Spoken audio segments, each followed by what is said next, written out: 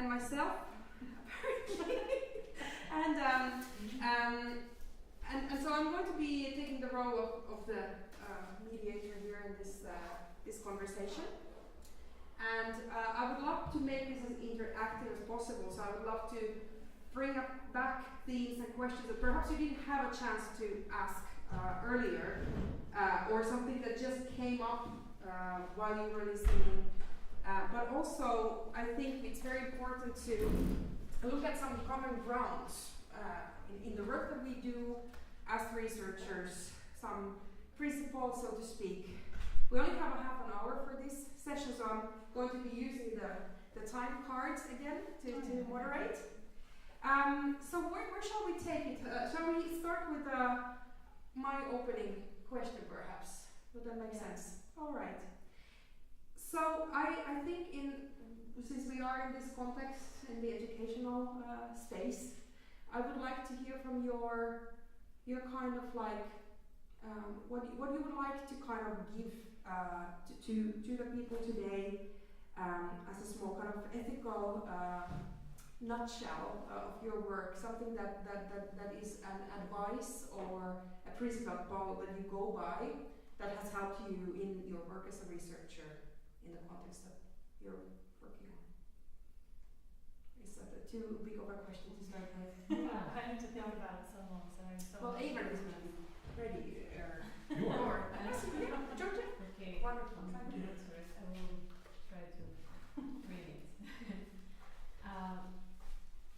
For me, besides the children, of course, working with children is a big ethical issue by itself, because I need to respect perhaps more, or we are forced to even by all ethical committees in the universities and in the society. Also, we are forced to follow some regulations because we work with children, and also ask the permission of the parents and the permission of the children, and sometimes the permission of the parents might not align with the idea of the children. So it's I think we need to, as researchers and practitioners or ethnographers, to work towards finding some, evolving this ethical structure, on finding common, or finding a better way to approach this. I don't know the answer, but I think there should be more research done on how to, bring the voice of the children in the ethical requirements, or in the permission. And then the other big topic is the ethics of myself, or any person that's a practitioner and is participating in the research also as a practitioner researcher. So there is also, I think, I also, from my experience, by now I try to take more into account what I need also, and what as a participant as well, to put my own boundaries. So it's a very multidimensional. Maybe. Is this actually connected? I don't hear it. I don't know. Oh, it is. Okay. Is it? It's Do just we need it? subtle. I don't know. No. Maybe I not. don't think we need it. No. Yeah, it's It's to separate you from Yeah, us. exactly. The people who know how to speak, the people who don't know how to Yes. speak. Yeah. Yeah, I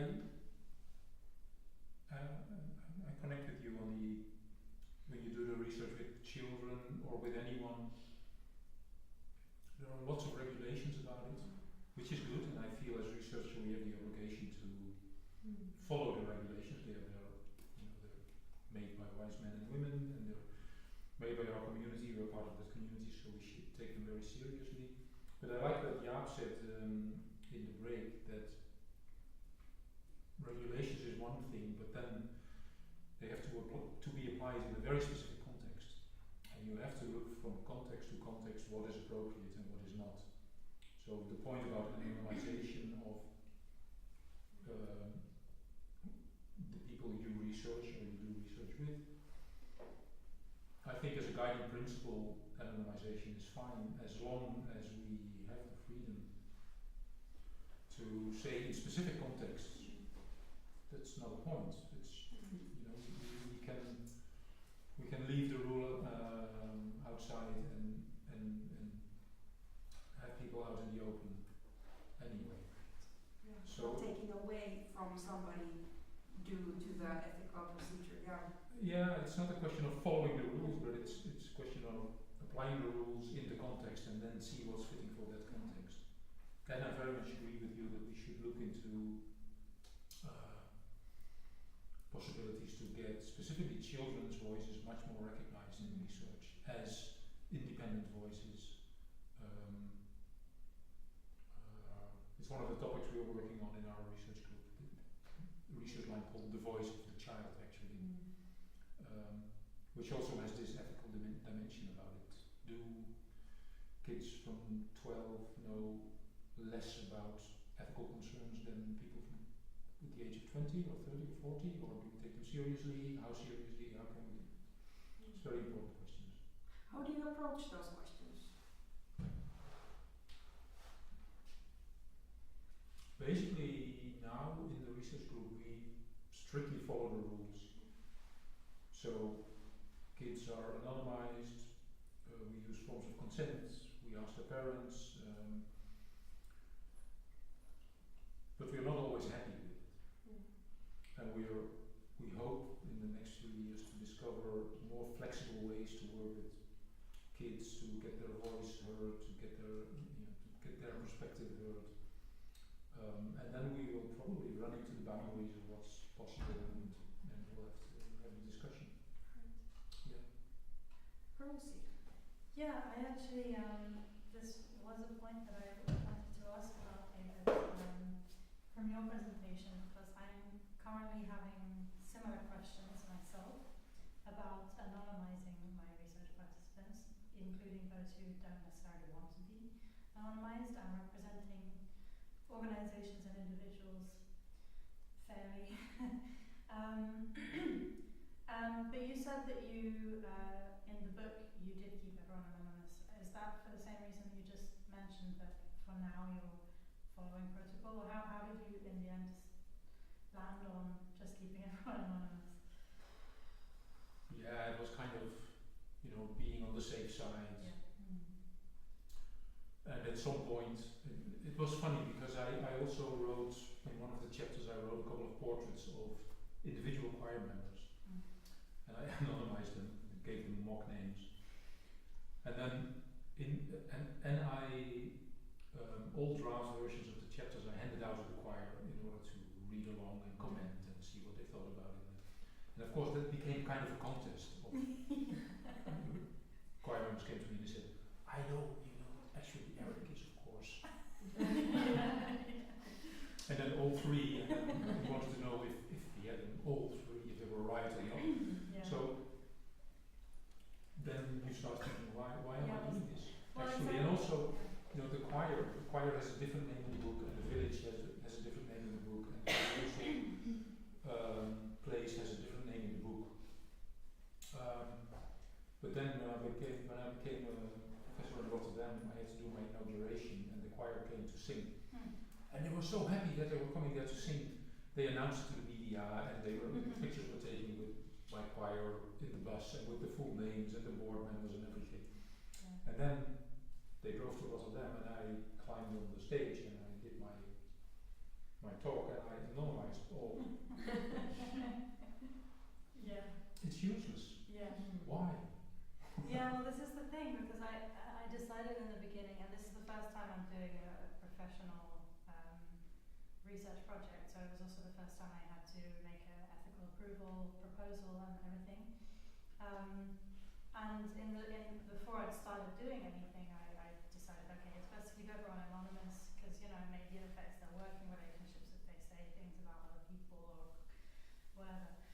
But then in the end, I'm interviewing like the founder of a certain organization, and it's like, how do I refer to this in my study because I want to talk about the organization because I want to give them credit. But if I say the founder of this organization, you can just Google it.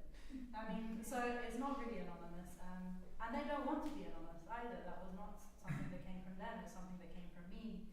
And now I'm kind of thinking, well, I got ethical approval to do it this way, but I wonder if I can, ask to do it differently. I would maybe renegotiate that. Yeah, and then maybe I'm thinking, well, maybe the founders of certain organizations can be named, but then the people that I spoke to who are, working for organizations I can keep anonymous or something. But anyway, that's just questions that I have, and so it was interesting to me when you mentioned having this kind of thing as well, because I feel bad to anonymize everyone when really, I want them to be able to take some credit for what they do. In my academic community, which is ethnomusicology, I once gave a paper which was about a very specific respondent and her biography and the role music played in the biography. And I anonymized all that, although she didn't care, but I did it anyway. The people in the audience, many of them came to me and they were furious. They said, "Who gives you the right to take away her face and her voice and her name? And it's such a great story and a beautiful story. It's such a strong woman. She should be presented as she is. You should give her full credit." And I had the same when I defended my PhD, where I wrote anonymized respondent portraits at the end of the dissertation. And one of the members of the panel said, "I like your dissertation, but I hate the biographies." And I said, "But I want to do them right." She said, "Yeah, but who are you to speak on their behalf? Let them write their own biographies. Do it as they want to. That's how you give people a voice." So, also all the regulations and the abstract guidelines do not represent unanimity in academia. There's a lot of discussion in academia, and there's a lot of leeway. So I feel really you should negotiate. And I did it once in Rotterdam, and the ethical committee said, "Oh, that's interesting. We never looked at it from that point of view. Could we share that as an example for other researchers?" Because I was interviewing the director of World Grounds and other stages, you can't anonymize them. And they thought it interesting. I find it still coming back to the contextuality of it all, because I'm representing a completely different kind of context of research where any kind of breach of anonymizing or protocol would be illegal. There would be legal consequences when you're doing that in healthcare, because it would be putting patient privacy in jeopardy and their patient information and everything. So that kind of also, when you're starting research, you have to know your context really, really well, and how to apply. That's what in my presentation I talked about the applied ethics. So what kind of ethics are already applied to your field? Know that's very important. And then also, where's that room for negotiation then, and where is it an absolute non-negotiable? Like in my field, there was a doctor, for example, who had written some notes about a patient thing that he wanted to still take home and check. He forgot that piece of paper, because he also put his grocery list on the other side and he left it at the jumbo. It was like hundreds of thousands of euros for the because it was such a breach of privacy.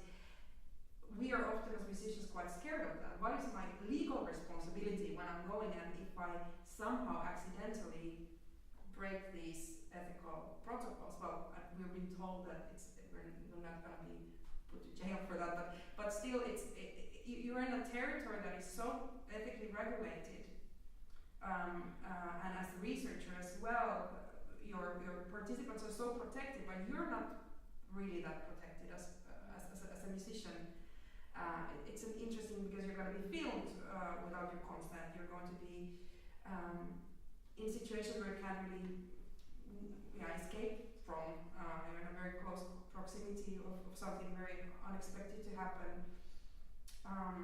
So that kind of like structural support and safety for all parties, I think it's for my field, needs to be discussed further. Are there any questions from the audience? Or maybe a reaction to what you're saying. Because I'm working in social work academy for 20 years now. And we always, of course, really paying a lot of attention to this aspect. But on the other side, we've been talking about this afternoon mainly about asylum seekers or refugees. And look at the situation in the Netherlands, giving voice or taking their voice seriously is something very important, I think, at these times. So yeah, I think it's really, if we could use names as if they were real people, that would really contribute to the discussion and maybe give a more human context to the situation. So I would really prefer that as well, but of course this needs some academic approval as well. So you talk about the medical boards, yeah, they're very strict about these things. But regarding social work, it's a total different field. I think that there would be also maybe some room for other interpretations. Yeah, I think it definitely depends on your target group. So when I actually did my ethical approval application, it was kind of for the whole project rather than this specific part. So in that I included like maybe I will talk to residents of shelters and and staff members and so on, and then those people would be in of course a more vulnerable situation if you don't anonymise them. But then when it comes to the musicians, at first I thought, oh, maybe I'll give them the choice, and then I thought, yeah, but maybe I shouldn't. Maybe I should just keep everyone anonymous in case they, in case it makes trouble for them. But now later, after doing the interviews, I'm thinking, yeah, but that's not my choice to make because they're not vulnerable people. But when they are vulnerable people, or it's a medical situation, or their children, or they're in a position of low power in a power structure, like at work or in the social political world, then it's different. That's also an interesting question. How do you see vulnerability? Yeah, but we might see it. I agree with you that we might consider giving them a voice through bringing them there, like making them visible. But there might be other consequences for them that they are not aware of. Yeah. So if they are, for example, in adults in an asylum seeker center and they don't mind, but maybe their identity could trigger some danger in any way. So this is very sensitive. I was thinking about all of this. I mean, I come from a very different background and approach to ethics. When I was doing my PhD, I was more, it was artistic research, and it was very much to do with composers and performers. So everyone was very clear from the beginning that they did not want to remain anonymous, and I fought for that with my ethics committee because we were doing a lot of co-creation, so it was a matter of giving people their the credit that they deserved. But I was just wondering right now also, us as researchers, when you open the door to non-anonymity and to addressing people's names, you also have the responsibility of asking them if what you wrote is accurate. Yeah. So it's easier perhaps in a way, the anonymity, because then you relinquish a bit of that responsibility because you're not naming any names. So I wonder, it's just an open question, when you're actually naming names and you're opening that door, then you're also opening the door for people to give feedback and and then that changes the whole process.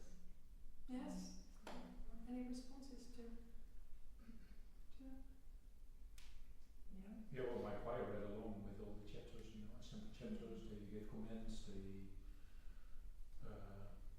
so I did that anyway. I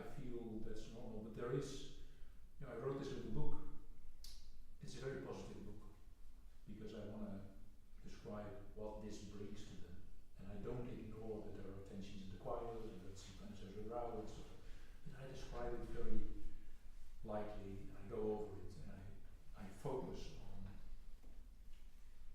not on the conflict or on whatever, but I focus on what it brings them. But I could have done something else. I could have written a very different book, critical ethnography, focusing on the power relations within the choir, who takes the decisions, who's left out, who is speaking, who is not speaking. Just as interesting. Not for them, maybe, but for me, as an academic, very interesting. And that would change the whole picture. For this is easy to decide, it's not a problem to say which choir it is. If I would talk about financial malversations by the board, they don't do that, but if I would, if I would find it out and I would write it down in the book, then it would be a completely different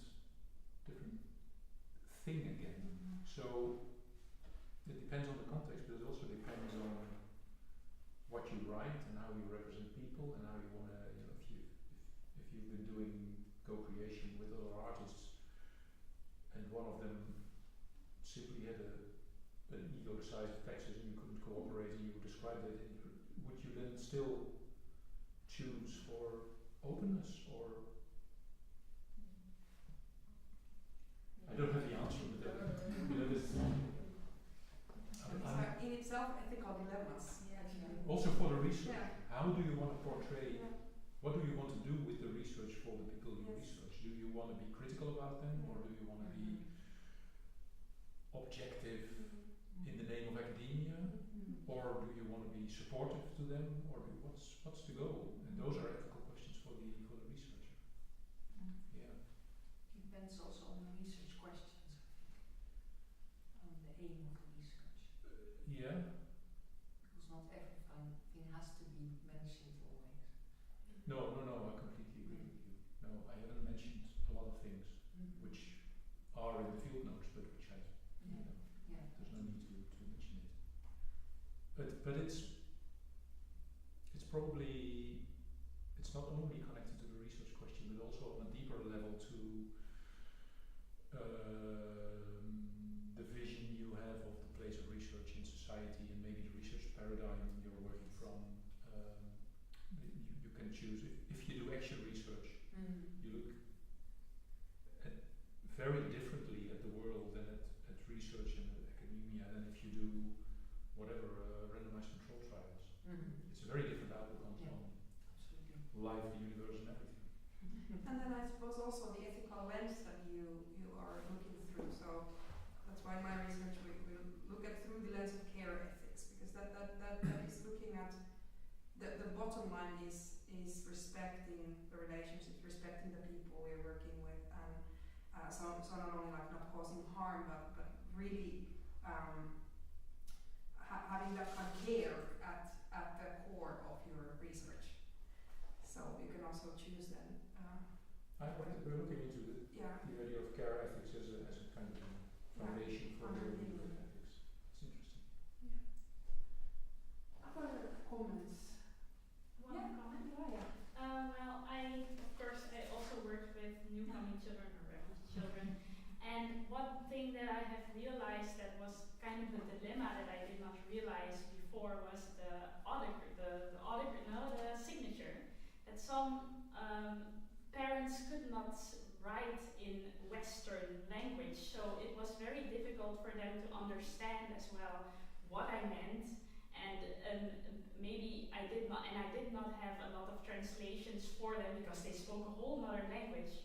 So that was really difficult to kind of come across and to talk about that I'm going to do a music workshop and that I needed their signature. So I was thinking, how could I then in the future kind of also include different languages or a different approach of getting their consent, because it's writing down it maybe is not possible for everybody. So do you already have another way of getting consent, maybe audible or how to come across directly? Is it that they know what you're saying? I can contribute maybe to Yeah. that. I've been doing research with people with mild intellectual disability for years, also ethnographic research that I've been doing. I also made a consent form, but that didn't work out at all.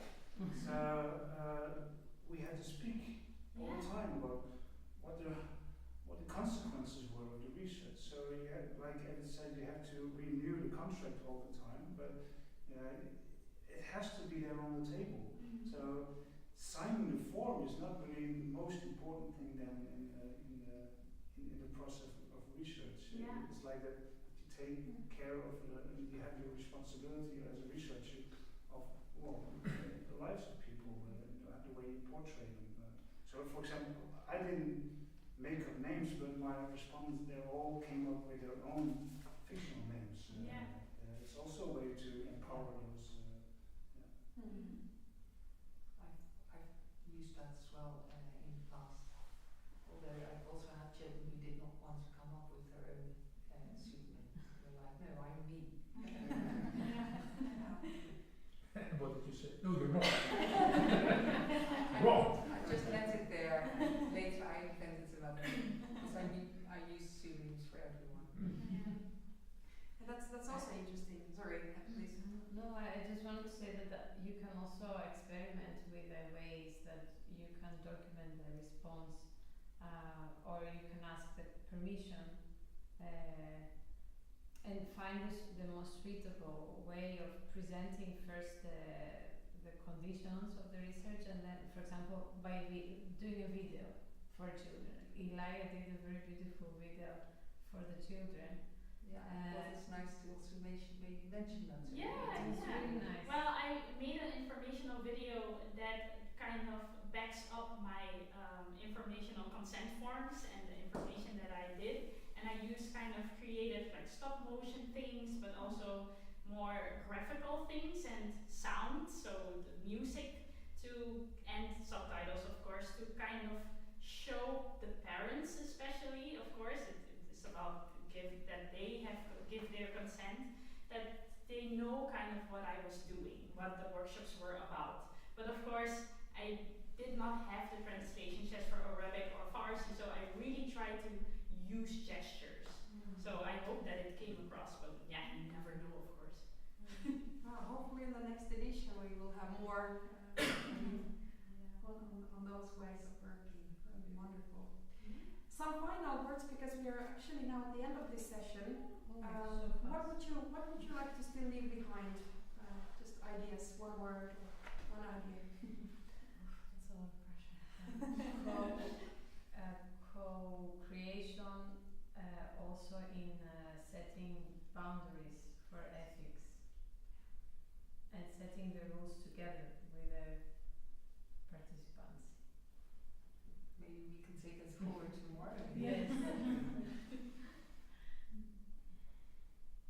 I'm still thinking. I'm also still thinking. It's a difficult question. Yeah. Say for me, collaboration, communication, all of these negotiating meanings. I think the more you collaborate on these matters and ask questions and get informed, that's the opening of a door, I think, for more ethically sound practices. I think.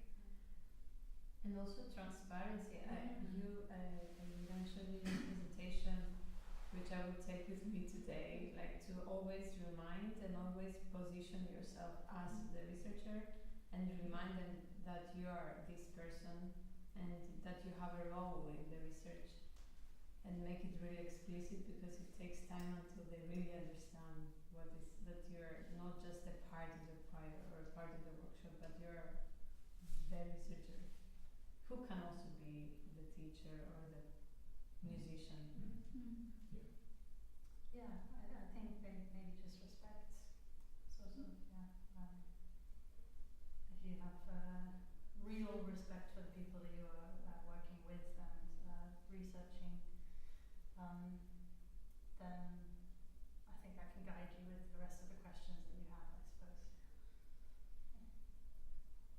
Yeah, I think thinking about care ethics and about the contextuality of the decisions you take, there's never a fixed procedure. You always have to think about what you want to do at that moment of time, in that place. Yeah. I think that's a great summary to round it up with. So thank you so much for your participation today. Hope to see you tomorrow.